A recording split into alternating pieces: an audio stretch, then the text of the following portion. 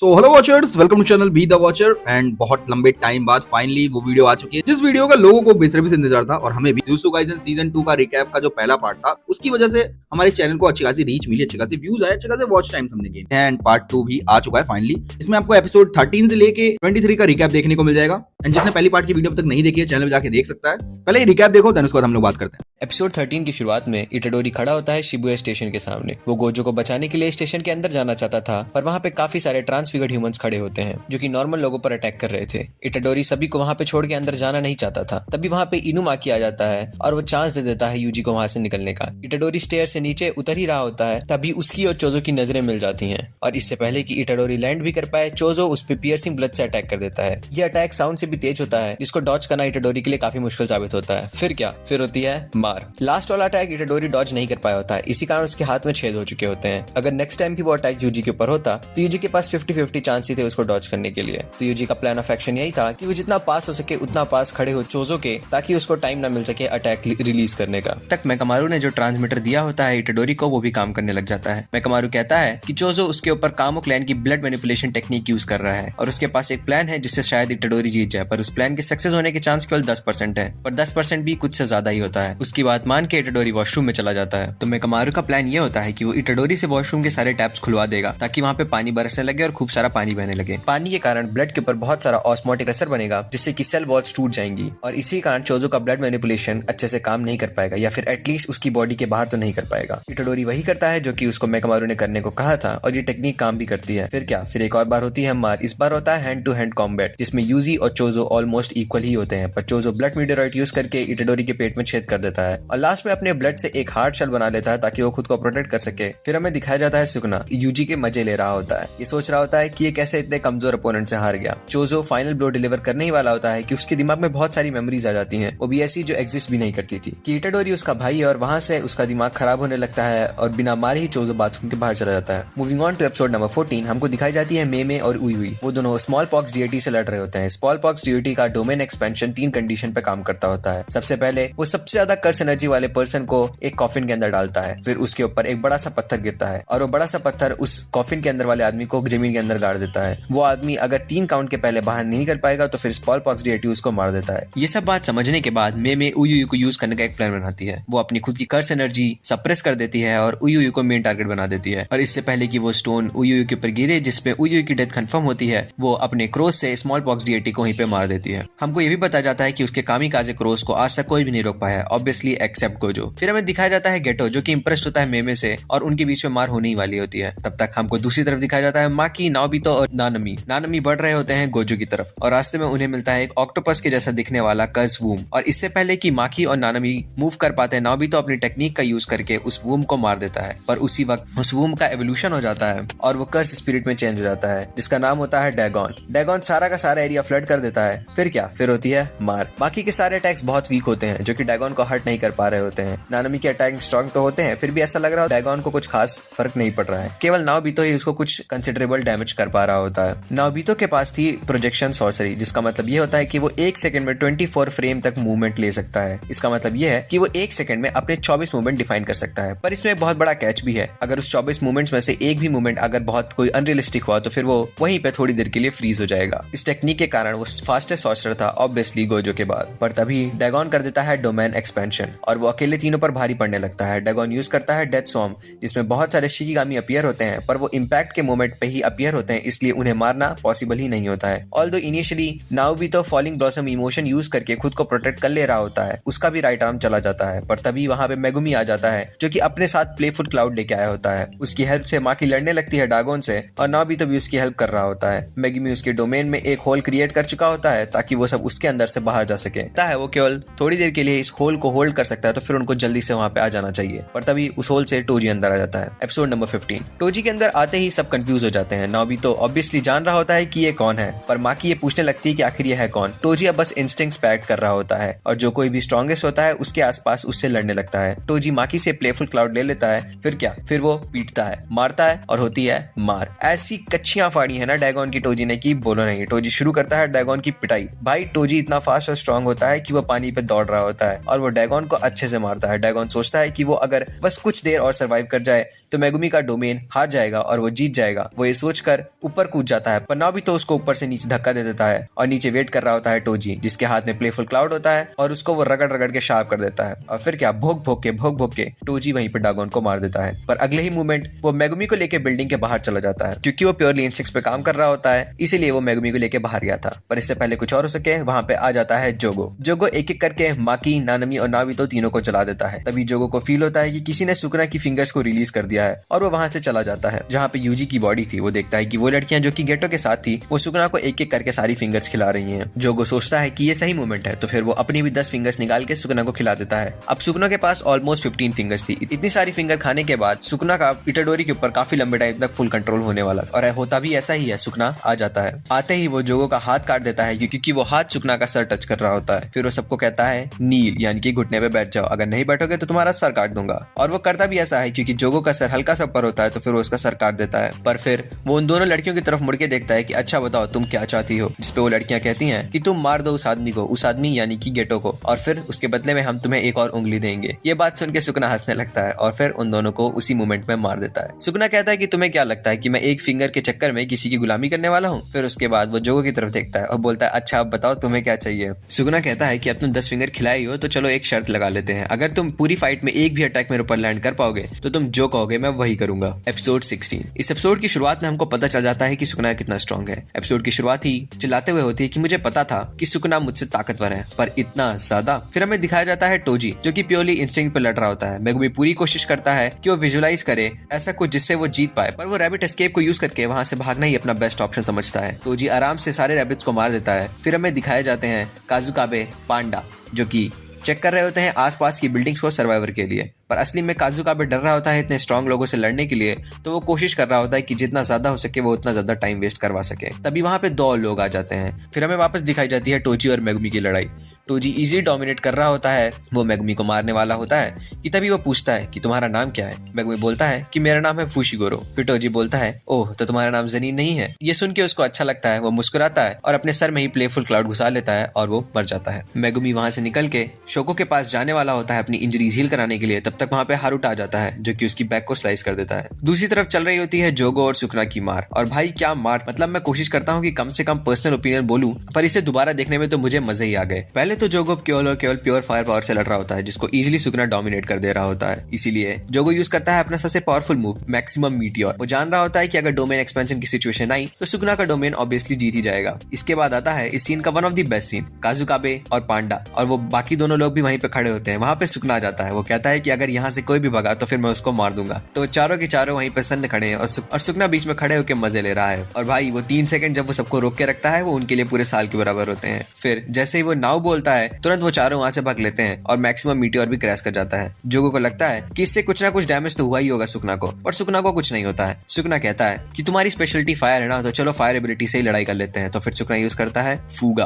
और एक बात बता देना चाहता हूँ, सुकना समझाता नहीं कि ये फूगा क्या है। वो इसलिए नहीं समझाता क्योंकि अगर अपनी गस्ट टेक्निक रिवील कर देते हैं तो वो और ज्यादा पावरफुल हो जाती है। तो इसका मतलब जो फूगा का वर्जन हमको इस एपिसोड में देखने को मिला वो उसका बेस्ट वर्जन था भी नहीं। वो उस फूगा से एकदम आसानी से हरा देता है जोगो को। फिर जोगो एक बार स्पिरिट रेल्म में जाता है जहाँ पे वो सबको देखता है, एक बार ग्लिम्स देखता है सब चीजों की मरने के पहले। जाते जाते सुकना उससे बोलता है कि शर्माने की कोई बात नहीं है, stand proud you are strong. फिर वहाँ उराऊ में आ जाती है और उसको देख के पहली बार सुकना खुश होता है जेन्युइनली। फिर हमें दिखाई देता है मेगुमी जो कि मरने के पहले किसी को समन किया होता है और वो समनिंग हारुता की बैंड बजा रही होती है। एपिसोड 17। तो सबसे पहले बताया जाता है कि एडो एरा में गोजो वर्सेस ज़ेनिन क्लैन की काफी लड़ाइयां हुआ करती थी और उसी टाइम उनके हेड्स ने लड़ाई की थी। और जब उनके हेड्स ने लड़ाई की थी तो फिर 10th शिकिगामी ने दोनों को ही मार दिया था और मेगुमी ने उसी शिकिगामी को समन किया था। 8 हैंडल्ड सॉर्ड डाइवर्जेंट सीला डिवाइन जनरल माहोरागा। ऑल्दो मेगुमी के पास माहोरागा का कंट्रोल नहीं होता है, पर रिचुअल में पार्ट लेने के लिए वो उसको कभी भी समन कर सकता था और वो करता ही ऐसा है। आते ही माहोरागा एक हाथ से मेगुमी को साइड कर देता है, या साइड क्या कर देता है, ऐसे पट्टे से मार देता है और वो हारुता को मारने ही वाला होता है कि वहां पे सुकना आ जाता है और मेगुमी की हालत देख के वो समझ जाता है कि उसे मेगुमी को बचाने के लिए माहोरागा को मारना ही पड़ेगा। फिर क्या, फिर होती है इस पूरे एनिमे सबसे ज्यादा गॉर्जियस मार। सुकना उसके ऊपर काफी बार डिसमेंटल ट्राई करता है पर हर बार उसका इफेक्ट कम होता जा रहा होता है क्योंकि माहोरागा की कच टेक्निक ही यही होती है, एडाप्टेशन। वो धीमे धीमे सब चीज से अडॉप्ट कर ले जाता है। इस एपिसोड का one of the best scene मुझको तब लग जब सुकना चिल्ला के बोलता है you can see it Mahoraga, you can see my कच टेक्निक। माहोरागा को हराने का केवल एक ही तरीका है कि उसको तुम सिंगल हिट में पूरी तरीके से खत्म कर दो। अगर तुम ये नहीं कर पाते हो तो वो तुम्हारे अटैक से अडॉप्ट प्राप्त कर जाएगा तो फिर सुकना यूज करता है डोमेन एक्सपेंशन, लेकिन केवल 140 मीटर रेडियस, क्योंकि उससे ज्यादा आगे मेगुमी भी होता है और उसको मेगुमी को बचाना होता है। उस 140 मीटर रेडियस में सुकना पूरा का पूरा तबाही मचा देता है। हमको मोहरागा भी छोटे छोटे टुकड़ों में कटता हुआ दिखता है, पर फिर भी वो रीजनरेट हो रहा होता है और वापस खड़ा होता है। फिर क्या, फिर सुकना यूज करता है फूगा एक और बार और बच्ची खुची कसर निकालते हुए उसी समय मोहरागा को मार देता है। हारुटा की भी डेथ हो जाती है इसी डोमेन एक्सपेंशन से। सुकना जाता है और मेगुमी को छोड़ आता है शोको के पास ताकि वो उसको हील कर सके, और साथ ही साथ वो इटाडोरी को छोड़ देता है इस सारे के सारे डिस्ट्रक्शन के मंजर पर ताकि वो मजा ले सके इटाडोरी के दुख के ऊपर। Episode number 80। इस एपिसोड की स्टार्टिंग में हमको देखने को मिलता है यूजी जो कि एक एलिवे में जा रहा होता है। उसके दिमाग में मोनोलॉग चल रहा होता है कि वो आखिर जिंदा क्यों है। वो ये सब इसलिए सोच रहा होता है क्योंकि हमें पता है लास्ट एपिसोड में उसने क्या देखा है और उसको कहीं ना कहीं सब चीज में अपनी ही गलती दिखाई दे रही होती है। और इसी कारण इस एपिसोड का नाम है राइट और रॉन्ग, जो कि जेजे की एक रीअकरिंग थीम है। यूजी का बिलीव कि कोई मरता है तो क्यों मरता है कोई, और अगर कोई मरता भी है तो उसको एटलीस्ट एक प्रॉपर डेथ तो मिलनी ही चाहिए। इंट्रो के बाद जब सीन खुलता है तो फिर हमको नानमी देखने को मिलता है जो कि एक बीच पे होता है। नानमी हमेशा से एक बीच पे जाना चाहता था। वो आधा जल चुका था क्योंकि उसको जोगो ने अभी अभी जलाया था, पर फिर भी वो अपना काम पूरा कर रहा होता है। एक कोने से उसको वहां पे देख रहा होता है माहितो। जिस एलिवे से यूजी जा रहा होता है वो फाइनली मिलता है नानमी के एलिवे से, और वहां पे माहितो भी होता है। इससे पहले कि यूजी कुछ कर सके माहितो नानमी को टच करता है और मार देता है। नानमी के आखिरी शब्द नहीं क्वेश्चन होते हैं हाई बारा से कि आखिर में उसने अचीव क्या किया, पर वो सोचता है कि मुझे हाई बारा से ऐसा क्वेश्चन नहीं करना चाहिए क्योंकि क्या पता मेरे कारण उसकी स्पिरिट को भी कर्स लग जाए। फिर क्या, फिर उसके आखिरी शब्द होते हैं Itadori you take it from here. इन आखिरी शब्दों के साथ ही साथ माहितो मार देता है नानमी को। नंबर 19। इस एपिसोड में वही होता है जिसको सबका इंतजार था, माहितो वर्सेस यूजी। पर उससे पहले हमें दिखाया जाता है नोबरा जो कि स्टेशन के बाहर खड़ी होती है। वो जा रही होती है शिबुया स्टेशन की तरफ, जबकि सारे के सारे एग्जीक्यूटिव उसको वहां जाने से रोक भी रहे होते हैं। उसको रास्ते में मिल जाता है माहितो। फिर क्या, फिर मार शुरू होती है माहितो और नोबरा के बीच में। माहितो डोमिनेट नहीं कर पा रहा होता है नोबरा को उस तरीके से, तो फिर उसके बाद नोबरा को समझ में आने लगता है कि शायद ये डबल है, ये एक्चुअल नहीं है। और असली में बात यही थी भी। नोबरा पूरे टाइम उसके हैंड्स अवॉइड कर रही होती है क्योंकि उसने यूजी और बाकी लोगों की रिपोर्ट्स पढ़ी थी और उसको पता होता है कि उसके हैंड से ट्रांसफिगरेशन वो कर सकता है, पर एक्चुअली में ये डबल था इसलिए वो ये नहीं कर पा रहा होता है। फिर उसके बाद नोबरा यूज करती है अपनी कर्स टेक्निक यानी कि रेजोनेंस, जिससे कि कर्स एनर्जी का ब्लास्ट होता है काफी दूर, जिससे नोबरा को आखिर में कंफर्म हो ही जाता है कि ये ओरिजिनल बॉडी नहीं है, ओरिजिनल माहितो कहीं और है। माहितो को भी ये देख के शॉक लग जाता है क्योंकि उसको रियलाइज होता है कि एक्चुअली में उसके दो नेचुरल एनिमी हैं, नोबरा और यूजी दोनों ही। फिर असली और नकली माहितो दोनों एक दूसरे की तरफ भागने लगते हैं और उनके पीछे पीछे नोबरा और यूजी भी भागने लगते हैं। वो दोनों एक दूसरे को मिलते हैं और आपस में एक दूसरे को क्रॉस कर जाते हैं, और ये बात नोबरा को रियलाइज नहीं होती है। और इससे पहले कि ये बात उसको रियलाइज हो सके, जो असली वाला माहितो होता है वो नोबरा के चेहरे को टच कर देता है और उसका चेहरा वहीं पे फट जाता है। पर फटने के पहले हमको एक फ्लैशबैक दिखाया जाता है नोबरा के बचपन का। हमको पता जाता है कि बचपन में वो कैसे बहुत ही ज्यादा डोमिनेटिंग लड़की हुआ करती थी। पर एक दिन उसके गांव में एक लड़की आती है जिसका नाम होता है सावरी। उस सावरी से वो काफी ज्यादा इंस्पायर होती है। वो उसकी बचपन की दोस्त होती है, पर सावरी को गांव वाले काफी ज्यादा परेशान करते हैं। इसी कारण उसको वो विलेज छोड़ के वहां से जाना पड़ता है। पर जाते जाते वहां पे 3 लड़कियां नोबरा, सावरी और उसकी एक और फ्रेंड प्रॉमिस करती हैं कि वो कभी वापस जरूर मिलेंगी। नोबरा का टोक्यो आने का ये one of the biggest reason था क्योंकि वो सावरी से मिलना चाहती। दूसरी तरफ हमको सावरी का भी सीन दिखाया जाता है जो कि अपने ऑफिस में बैठ के काम कर रही होती है और समहाउ वो भी नोबरा के बारे में ही सोच रही होती है। फिर क्या, जैसे मैंने बताया नोबरा का फेस वहीं फट जाता है और वो नीचे गिर जाती है, और ये देख के यूजी का धरती आसमान एक हो जाता है। Episode number 20। इस एपिसोड की शुरुआत एक और फ्लैशबैक से होती है जिसमें हमको दिखाया जाता है यूजी, मेगुमी और नोबरा। वो तीनों एक जगह पे बैठ के हंस रहे होते हैं और खेल रहे होते हैं। तभी नोबरा के हाथ से कॉफी गिर जाती है गोजो की एक शर्ट के ऊपर, जो कि पूरी की पूरी व्हाइट और सुंदर सी होती है। पहले तो उनको लगता है कि ये शर्ट सस्ती सी होगी तो क्या ही फर्क पड़ता है, पर उस शर्ट का दाम देख के उन तीनों की फट जाती है। फिर उसके बाद वो कोई तरीका सोचने लगते हैं वो शर्ट साफ करने का। तब तक गोजो वहां पे आ जाता है और डर के मेगुमी उस शर्ट को अपनी शर्ट के अंदर डाल लेता है। ये देख के वो सबके सब हंसने लगते हैं। ये उनकी one of the best memories में से एक रहा होगा, इसलिए वो यहाँ पे था। पर फिर भी फ्लैशबैक खत्म होता है और माहितो कहता है, तुम्हें क्या लगता है किस्से कहानियों की तरह तुम मुझे मार दोगे और हीरोज बन जाओगे? ये एक्चुअली में वॉर है। वॉर है आइडियाज की। वॉर है अपने आइडिया को दूसरे के ऊपर इंपोज करने की। अगर तुम जानना चाहते हो कि मैं इंसानों को कैसे मार देता हूँ बिना कुछ भी सोचे समझे, तो तुम्हें भी समझना चाहिए कि तुम भी कर्स स्पिरिट्स को कितना आसानी से मार देते हो बिना कुछ सोचे समझे। नोबरा की डेथ से यूजी काफी ज्यादा शॉक होता है और इसी का फायदा उठा के माहितो उसकी कुटाई शुरू कर देता है। पर इससे पहले कि माहितो उसको मार पाए, वहां पे आ जाता है टोडो। और टोडो की एंट्री में पीछे एक पोएम भी बज रही होती है जिसका मैंने मीनिंग अपनी एक्सप्लेन वीडियो में बताया है, तो अगर आप डिटेल एक्सप्लेनेशन चाहते हैं तो एपिसोड वाइज एक्सप्लेनेशन जरूर देख लीजिएगा। टोडो अपने साथ एक और बंदा लेके आया होता है जो कि क्योटो स्कूल का होता है। उसी का टेक्निक होती है लोगों की इंजरी को स्टॉप करना, हील नहीं करना पर स्टॉप करना। तो फिर वो यही करता है यूजी के साथ और फिर वो बोलता है कि शायद नोबरा के बचने के चांसेस हैं और उसको लेके वहां से चला जाता है। फिर क्या, फिर मार शुरू होती है उन तीनों के बीच में। टोडो पूरा इंस्पायर करता है यूजी को, तभी वो वापस सीन में आ भी पाता है। वो सब मिलके इंस्टिंक्ट की लड़ाई कर रहे होते हैं जहाँ पे टोडो अपनी कर्स टेक्निक का कमाल का यूज करके बहुत सारे एथलेटिज्म दिखा रहा होता है। फिर सीन कट होता है और हमको दिखाई जाती है मीवा जो कि मेकामारू के उस ट्रांसमीटर से बात कर रही होती है उसकी बची हुई कर्स टेक्निक से। वो मेकामारू समझाता है कि किस लिए उसने बाकी सभी को वहां पे जाने नहीं दिया। उसका कहना था कि तुम सब काफी वीक हो, जो कि सच भी था। पर ये बात मीवा को काफी बुरी लग रही होती है। ये सब बोलते बोलते मेकमारू की आवाज बंद हो जाती है और हमको एक सीन भी दिखाया जाता है जहाँ पे मेकमारू उसके बगल बैठा होता है और मीवा रह रह के रो रही होती है। दूसरी तरफ फाइट अभी भी चल रही होती है। ब्लैक फ्लैश पे ब्लैक फ्लैश बरस रहे होते हैं। टोडो का ब्लैक फ्लैश तो कुछ ज्यादा ही अच्छा था, पर बात वही कि टोडो के अटैक्स माहितो की केवल बॉडी को इफेक्ट कर सकते हैं, इसलिए वो उसको केवल स्लो कर सकता था। अगर फाइनल ब्लो किसी को देना था तो वो यूजी को ही देना था। एपिसोड का एंड होता है सबके अपने 120% पोटेंशियल पे पहुंचने के बाद। एपिसोड 21। इस एपिसोड की मार्क कुछ ज्यादा ही अच्छी है जिसको मैं कंप्लीटली डिस्क्राइब कर सकता हूँ, पर उसको एक्सपीरियंस करना अलग ही बात है। हमको एपिसोड में दिखाया जाता है कि माहितो यूज करता है सोल मल्टीप्लिसिटी, उसके कारण वो एक पॉलीमॉर्फिक सोल आइसोमर बना देता है जिसका एक्सोस्केलेटन कुछ ज्यादा स्ट्रॉन्ग तो होता नहीं है, पर वो एक्चुअली में बहुत ज्यादा स्ट्रॉन्ग होता है। इसका मतलब कि वो डैमेज कर सकता है दोनों टोडो और यूजी को। टोडो उन सारे के सारे आइसोमर से लड़ने लगता है जबकि यूजी लड़ने लगता है माहितो से। टोडो को लगता है कि अगर माहितो ने इतनी सारी कर्स एनर्जी यूज की है इसको बनाने में, तो इसका मतलब कि इस समय यूजी माहितो को अकेले संभाल सकता है। पर वो आइसोमर्स टोडो की उम्मीद से काफी ज्यादा स्ट्रॉन्ग होते हैं। वो 3 आइसोमर्स काफी देर तक टोडो को रोक के रखते हैं, पर किसी तरीके से टोडो इन तीनों को हरा के वापस मिल जाता है यूजी से और फिर से उन तीनों का आमना सामना होता है। फिर माहितो फाइनली यूज करता है डोमेन एक्सपेंशन। उसको याद था कि उसने जब last time domain expansion use किया था तो उससे गलती से सुकना की सोल टच हो गई थी, और अगर ऐसा दोबारा हो जाता तो सुकना तो इस बार उसकी बैंड ही बजा देता। उससे बचते हुए केवल टोडो को टच करता है और इसी कारण टोडो को अपना एक हाथ काटना पड़ जाता है।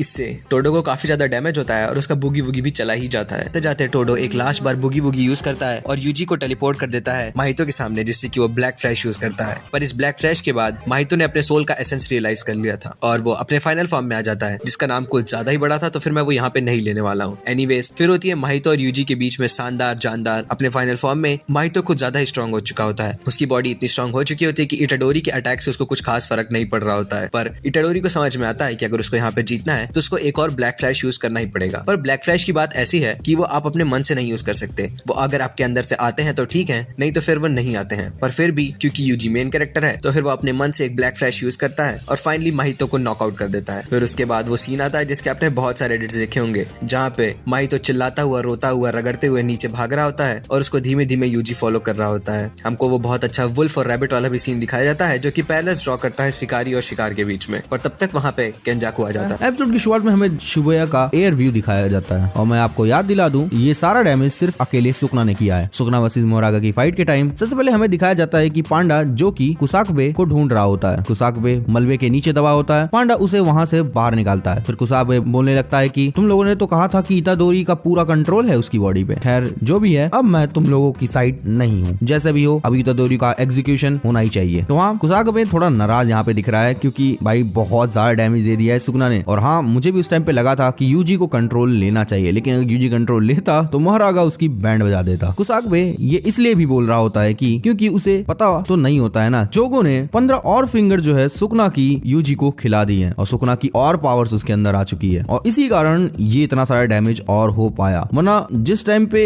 जोगो ने 15 फिंगर्स खिलाई थे सुकना के यूजी को, उससे पहले यूजी काफी अच्छा कंट्रोल कर पा रहा था अपनी बॉडी पे। आफ्टर ऑल सबकी नजरों में इतादोरी एक टाइम बॉम्ब है जो कि एक ना एक दिन फटेगा ही। दूसरी तरफ हमें उई और मेमे दिखाए जाते हैं जो कि स्मॉल पॉक्स डीटी से लड़ने के बाद अब दिखाए गए हैं। वो दोनों मलेशिया के किसी होटल में एक साथ सो रहे होते हैं। अब इससे ज्यादा डिटेल मैं इस सीन में नहीं बता पाऊंगा। अगर किसी को एपिसोड देखना है तो बस इसके लिए भी देख सकता है। बट एज फॉर एक्सप्लेनेशन कि वो वहाँ कैसे आते हैं, मेमे और यूई स्मॉल पॉक्स डीटी से लड़ने के बाद गेटो या फिर केंजाकू से लड़ने जाते हैं जो कि लंका लगा देता है और फिर उसी से भाग के वो दोनों मलेशिया आ जाते हैं उई की टेक्निक यूज करके, जो कि क्या है वो बहुत क्लियरली किसी को पता तो नहीं है। उसके बाद हमें दिखाया जाता है कि मेमे अपने सारे एसेट जापान के बेच रही है। फिर हमें एक मेमोरी दिखाई जाती है जो कि एग्जिस्ट नहीं करती है। वो मेमोरी होती है चोजो की। उसमें इतादोरी और उसके बाकी भाई होते हैं। मेमोरी या ड्रीम खत्म होते ही चोजो निकल जाता है ये जानने के लिए उसका और यूजी का क्या रिश्ता है। दूसरी तरफ माहितो के आगे केंजाकू खड़ा होता है, मतलब गेटो। ये देख के यूजी भागता हुआ केंजाकू के पास आ जाता है ताकि वो दोनों को मार सके और गोजो को आजाद कर सके। फिर केंजाकू गेटो के कलेक्ट किए हुए सारे कर्स स्पिरिट एक एक करके यूजी पे अटैक करने लगता है एंड यूजी काफी ज्यादा डैमेज हो जाता है भाई। तभी वो कहता है कि अगर नाइट परेड ऑफ 100 डीमन की रात को गेटो ने अपनी इतनी सारी कर्स स्पिरिट को दूसरी तरफ ना छोड़ा होता तो उस रात यूटा से जीत जाता। गेटो के पास बहुत सारी सेमी ग्रेड 1 से लेकर स्पेशल ग्रेड तक की कर्स स्पिरिट होती हैं। फिर केंजाकू माहितो को एक बॉल के फॉर्म में कन्वर्ट कर देता है जैसा वो अपनी बाकी कर्स स्पिरिट के साथ करता है जिनको भी वो अब्सॉर्ब करने वाला होता है। फिर हमें केंजाकू कर्स टेक्निक मैक्सिमम के बारे में समझाता है। ये कर्स यूजर्स के ट्रम्प कार्ड की तरह होता है बट बिना डोमेन के। गेटो का मैक्सिमम है उजुमाकी, जो कि पहले तो केंजाकू को कुछ खास पसंद नहीं था क्योंकि उसके अकॉर्डिंग गेटो की कर्स टेक्निक का बेस्ट पार्ट है वो कितने सारी डिफरेंट वेज में यूज हो सकती है, जबकि अगर वो उजुमाकी उजुमाकी यूज करे, मतलब सारी कर्ज स्पिरिट को एक मिला उसे किसी पे अटैक करे तो वो वर्सेटिलिटी लूज कर देगा। केंजाकू पहले सोचता है कि ये एक टाइप की रिसाइकल टेक्निक है जो कि कमजोर कर्ज स्पिरिट को मिला के उनसे कुछ यूजफुल बनाने के काम आती है। और उसे भी समझ आ ही गया है कि उजुमाकी का ऑलवेज एसेंस तो पावरफुल कर्सेस को कंबाइन करने के बाद निकल के आता है। केंजाकू ये सब बोल ही रहा होता है कि तभी उस पे माई जेनिन, नोरितोशी, कामो, मोमो और मीवा अटैक कर देते हैं। मीवा यूज करती है अपना सिंपल डोमेन और अपनी टेक्निक क्विक विड्रॉल। वो उसमें अपनी सारी कर्ज एनर्जी लगा देती है और गिव अप कर देती है। उसको बस एक परफेक्ट स्ट्राइक चाहिए। उसके बाद वो भले कर्ज एनर्जी ना यूज कर पाए पर फिर भी वो केंजाकू का कुछ नहीं बिगाड़ पाती है। केंजाकू आसानी से उसके ब्लेड रोक देता है और उसे तोड़ भी देता है और अपने मैक्सिमम उजुमाकी को समन कर लेता है। पर इससे पहले उजुमाकी मीवा को कुछ कर सके उसको बचाने के लिए वहाँ उताहिमे और काजुकाबे आ जाते हैं। दूसरी तरफ चोजो अभी भी परेशान होता है कि उसकी और यूजी की आइडेंटिटी को लेके। तब हमें पता चलता है कि चोजो के 3 पेरेंट्स है, उसकी माँ, वो कर्ज स्पिरिट जिसने उसकी माँ को इम्प्रेग्नेंट किया है और वो आदमी जिसने अपना खून दिया है, नोरितोशी कामो। अब मैं सबसे पहले सबका कंफ्यूजन दूर कर देता हूँ। कहानी में नोरितोशी कामो है कि जो टोक्यो हाई स्कूल का स्टूडेंट है जो अभी बैटलफील्ड पे सबके सामने खड़ा है, और एक जो चोजो का बाप था और वो कोई और नहीं केंजाकू ही था। मतलब कि असली वाले नोरितोशी के डेथ के बाद केंजाकू उसकी बॉडी पे कंट्रोल करके चोजो की माँ को इम्प्रेग्नेंट करता है। और फाइनली ये बात चोजो को समझ आ जाती है पर बाकी सब इससे कंफ्यूज हो जाते हैं। सबको लगने लगता है कि नोरितोशी कामो इस टाइम गेटो के अंदर है जबकि गेटो के अंदर केंजाकू है और वही नोरितोशी के अंदर भी था। फिर क्या, फिर शुरू होती है मार। चोजो इस बात को लेकर बहुत गुस्सा होता है कि केंजाकू उसे अपने भाई यानी इतादोरी को मारने के लिए कैसे बोल सकता है। भाई मैं तुम लोग को बता देता हूँ, जुजुत्सु काइसन में ना फैमिली और ब्रदर्स का जो रिलेशन है ना या फिर जो इमोशन है ना बहुत प्यारे तरीके से दिखाया जाता है यार। जहाँ पे हमने देखा था कि ये चीजें बहुत ज्यादा इंटेंस होती है जुजुत्सु काइसन में। टोडो जो कि सच में यूजी का भाई नहीं है लेकिन एक बार बोलने के बाद भी वो उसके लिए मरने के लिए भी तैयार है क्योंकि वो उसे अपना छोटा भाई मानता है। और दूसरी तरफ जब चोजो को पता चलता है कि यूजी उसका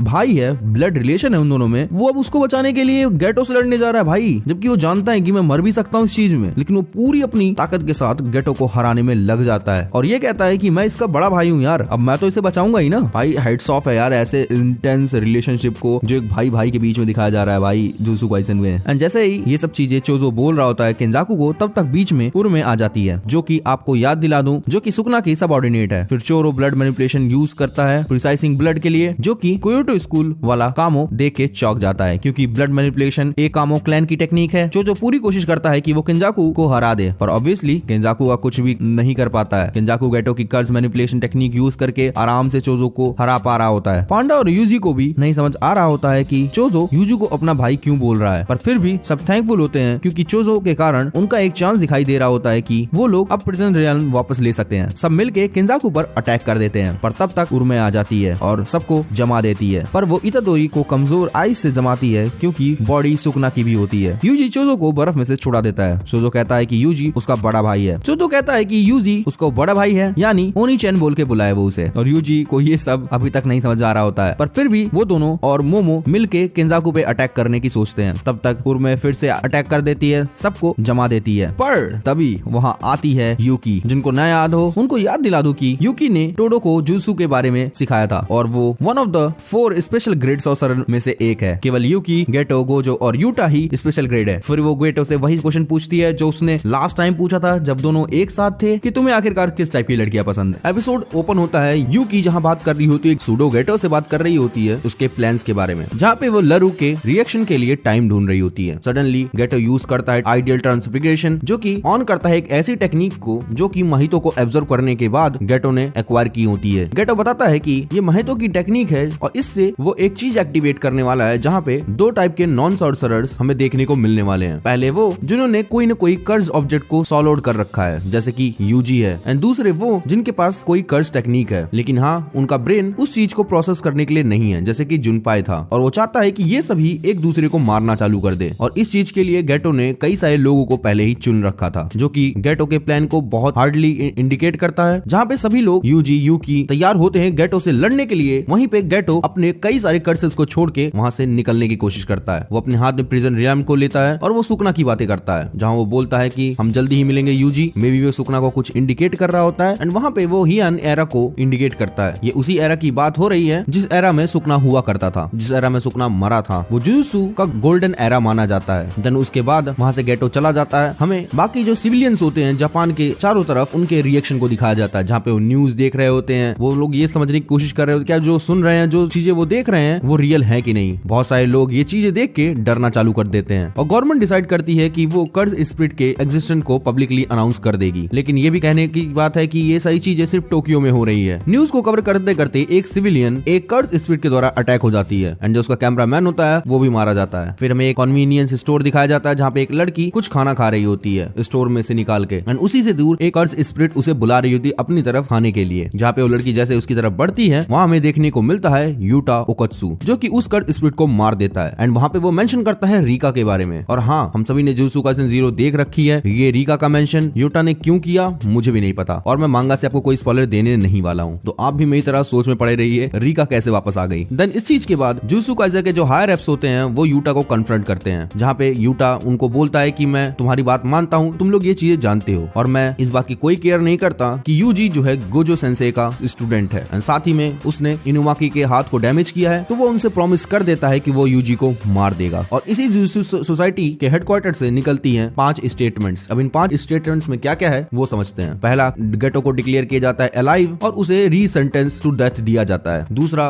गोजो को ही माना जा रहा होता है इन सभी के पीछे, मतलब शिबुया में जो भी हुआ है, और जुजुत्सु सोसाइटी ने उसको एक्सपेल्ड कर दिया है, बाहर निकाल दिया है और मिस्टर यागा को मौत की सजा सुनाई गई है। साथ ही में यूजी का जो सस्पेंशन होता है, उसके डेथ का सस्पेंशन होता है, उसे भी हटा दिया गया है और उसको मारने का जिम्मा दिया गया है यूटा को। एंड देन हमें लास्ट के सीन में यूजी को दिखाया जाता है एंड देन उसके बाद एपिसोड एंड हो जाता है टू बी कंटिन्यू करके। फाइनली यही था जुजुत्सु काइसेन का सीजन 2 का रिकैप एंड हम सोचेंगे कि शायद इसको एक और वीडियो में कवर किया जा सकता था, लेकिन ठीक है।